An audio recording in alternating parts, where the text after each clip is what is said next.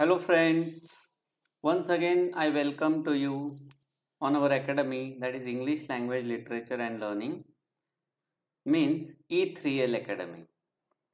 We have already studied some important poems of 11th standard English Maharashtra board. So today we are going to begin with lesson number 2. On the summit we reach the top. What is the meaning of the lesson? On the summit म्हणजेच शिखरावर, at the top of the mountain. We reach the top. आम्ही उंच शिखरावर पोहोचलो. I Chandrakant Thakre welcome you.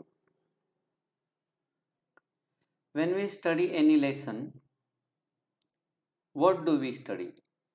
We study vocabularies, we study sentence construction, we study grammar, and for examination we study comprehension, and overall what is expected from you?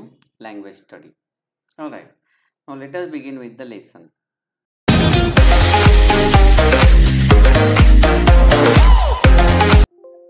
Let us begin with the introduction. Tenzing Norgay.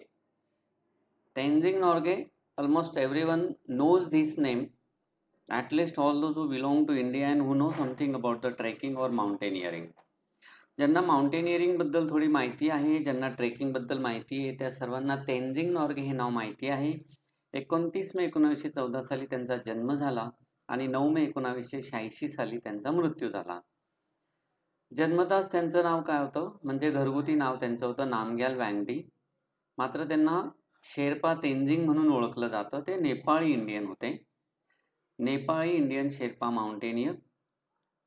And he was one of the first individuals known to reach the summit of Mount Everest. आणि सर्वात महत्त्वाची गोष्ट म्हणजे आजपर्यंत आपल्याला माहिती असलेल्या लोकांपैकी जे सर्वात आधीचे 2 लोक आहेत ज्यांनी माउंट एव्हरेस्ट हे जगातील सर्वात उंच शिखर सर केलं, त्यांच्यापैकी ते एक होते. कदाचित त्यांच्या आधी कोणी गेलं असेल, परंतु त्यांच्याबद्दल आपल्याला माहिती नाही.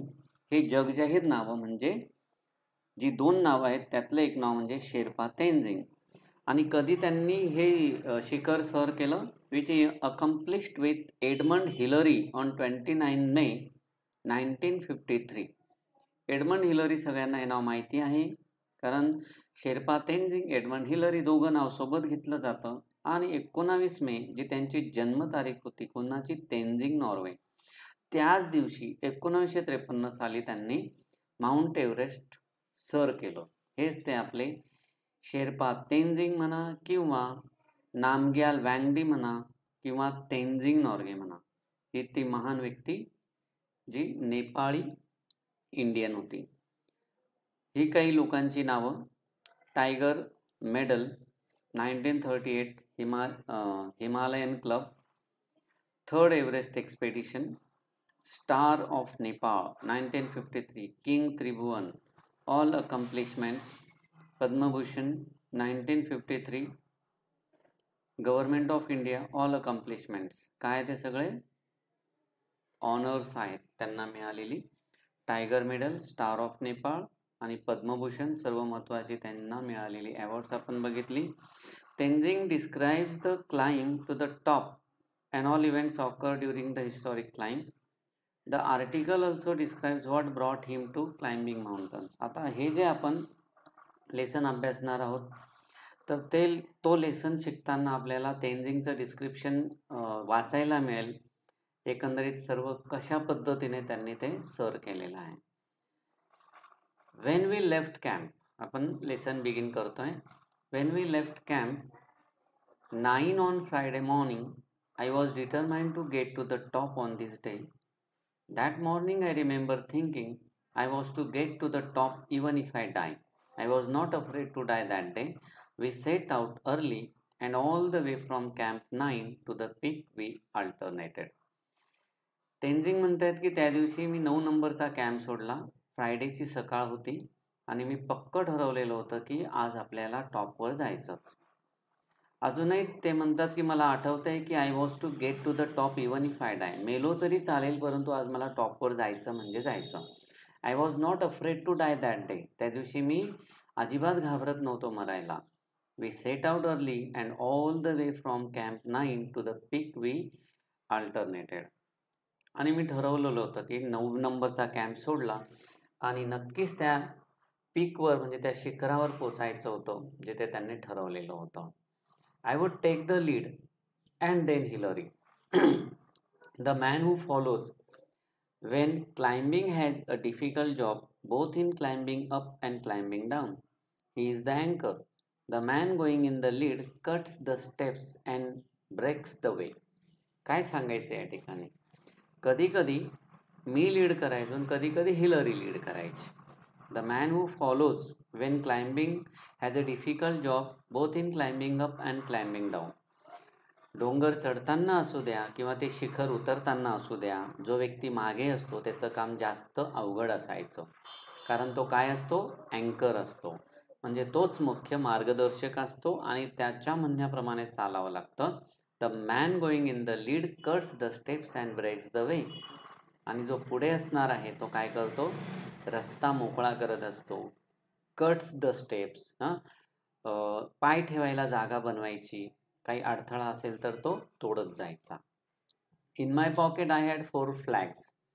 Wien we were still at camp 4, colonel Hunt gave me 3 flags, those of Britain, the United Nations and the Nepal.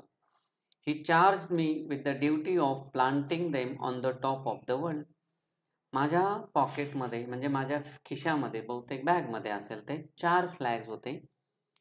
4 flags म्हणजे 4 देशांचे 4 झेंडे. बहुतेक या 4 देशांनी ह्या एक्सपेडिशनसाठी मदत केलेली होती. When we were still at camp 4, colonel Hunt gave me 3 flags. जेव्हा आम्ही 4 नंबरच्या कॅम्पवर होतो त्यावेळेस कर्नल हंटने माझ्याकडे 3 फ्लॅग्स दिले, 3 झेंडे दिले. एक होता ब्रिटनचा, एक होता युनायटेड नेशनचा, एक होता नेपाळचा. आणि मला अशी ड्युटी देण्यात आली की जेव्हा टॉपला पोहोचू तेव्हा ही तिघही झेंडे त्या ठिकाणी काय करायची? रोवायची आहेत. These 3 flags are in your care, he said. When you and Hillary reach the top, put them at the peak. I am sure that you and Hillary are going to do it. म्हणजे colonel हंटला पूर्ण खात्री होती की त्या दिवशी Hillary आणि तेनझिंग पोचणार आणि त्यामुळेच त्यांनी अशी ऑर्डर दिली होती की ज्यावेळेस तुम्ही तिथे पोचणार त्यावेळेस हे फ्लॅग जे कोणाच्या ताब्यात दिलेले होते? तेनझिंगच्या ताब्यात दिलेले होते. तुम्हाला ते प्लांट करायचे. I told Colonel Hunt that I was carrying the Indian flag with me and I would like to be on the top.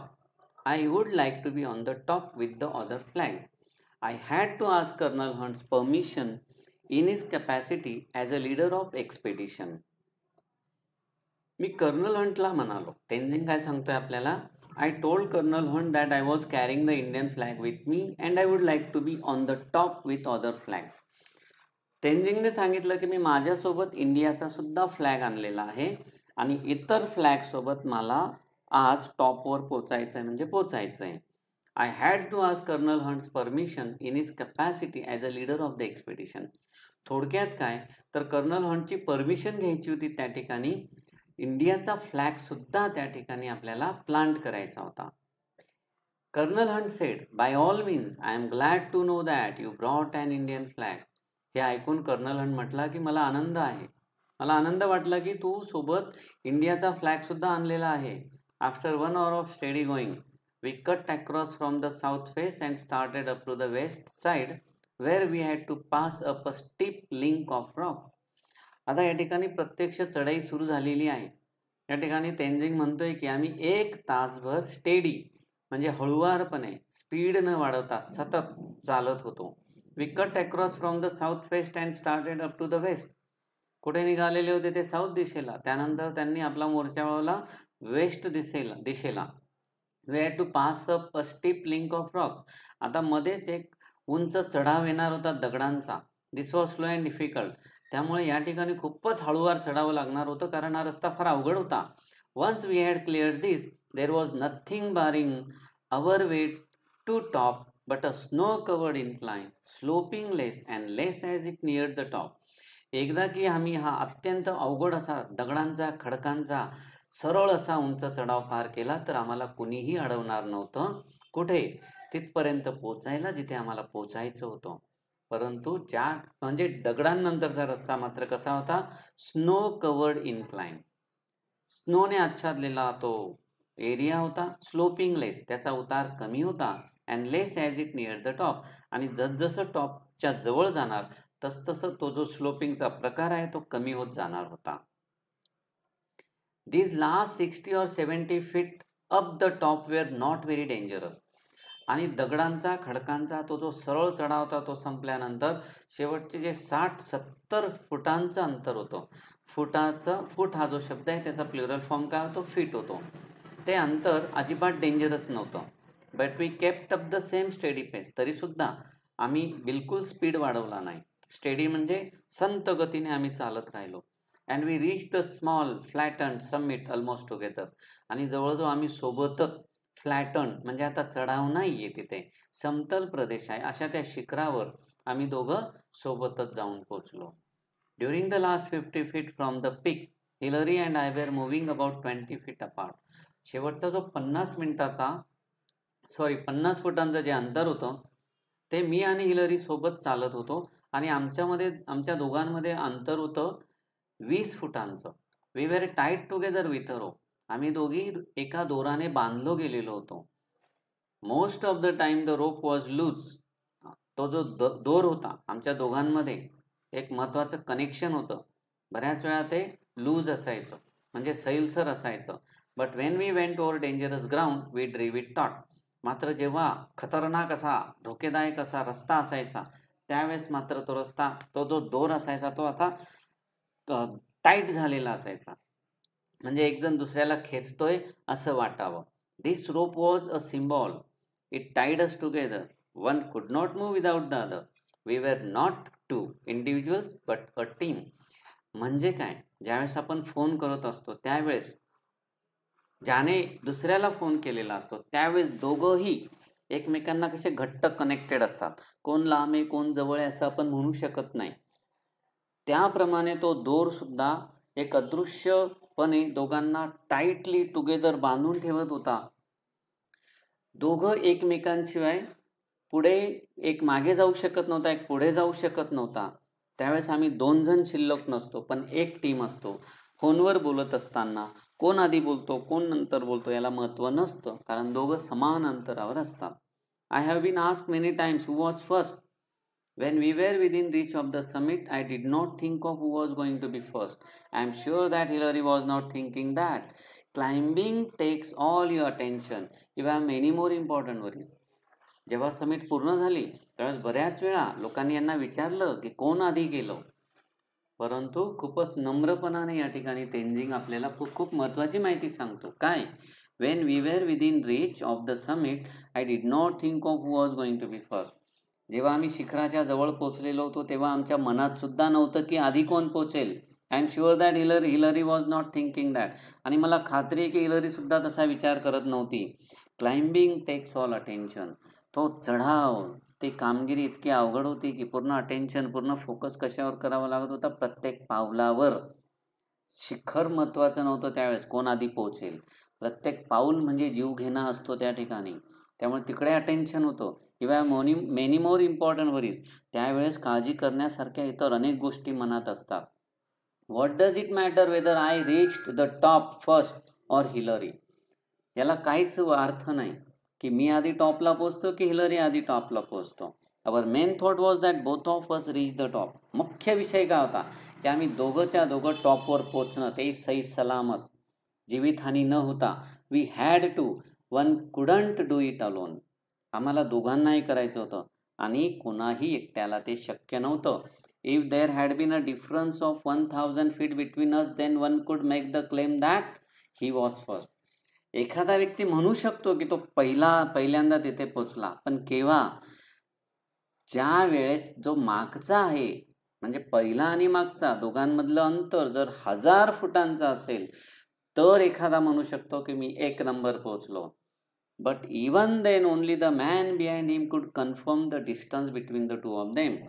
ते सुद्धा तेव्हाच खरं मानलं जाईल की जेव्हा मागचा मनुष्य कन्फर्म करेल की हो हे खरं आहे, पुढचा जो होता त्याच्यामध्ये आणि माझ्यामध्ये 1000 फुटांचं अंतर होतं. When we reached Kathmandu, we discovered that a controversy had arisen. आम्ही काठमांडूला पोहोचलो आणि एक थोडासा वाद निर्माण झाला. We talked it over. आम्ही त्याबद्दल बोलून घेतलं, चर्चा केली. Hillary, colonel Hunt and I. कोण होते 3 जण? त्यांच्यामध्ये चर्चा झाली. एक होती हिलरी, कर्नल हंट होता आणि मी. We agreed that all the talks was childish. आणि मग जो वाद निर्माण झाला, आम्ही तिघांनी अशी चर्चा करून या मतावर पोचलो की तो वाद काय होता? बालिशपणा होता. So we made a pact. मग आम्ही एक ॲग्रीमेंट बनवलं. And each of us sign it in the office of the prime minister of Nepal. आणि आम्ही तिघांनी ते agreement prime minister of Nepal जे आहेत त्यांच्या ऑफिसमध्ये बसून साईन केलं. Each one sign his own statement. प्रत्येकाने आपलं स्टेटमेंट त्या ठिकाणी साईन केलं. I have a copy of Hillary statement which I carry in my pocket. हिलरीचं जे स्टेटमेंट आहे ते माझ्या खिशात असतं. अशा प्रकारे आपण या ठिकाणी पार्ट फर्स्ट फिनिश करतोय. दुसऱ्या पार्टला लगेच भेटू. तोपर्यंत सर्वांना thank you. Have a nice day.